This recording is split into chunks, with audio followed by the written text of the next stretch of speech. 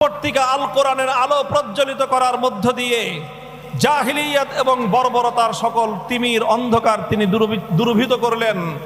গোটা বিশ্ববাসী যেই আলোয় উদ্ভাসিত হলো আল্লাহর পয়গম্বরের সিরাত এবং কোরআনের আলোতেই সারা দুনিয়া সেই জাহিলিয়াতের অন্ধকার থেকে মুক্তি লাভ করেছিল।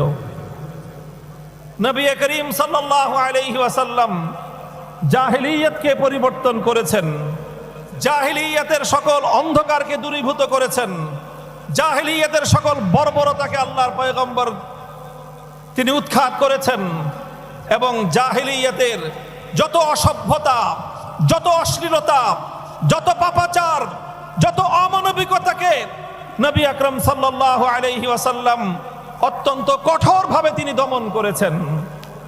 এটা ছিল রাসূল সাল্লাল্লাহু আলাইহি ওয়াসাল্লামের সিরাতের অত্যন্ত গুরুত্বপূর্ণ একটা অধ্যায়। লক্ষ্য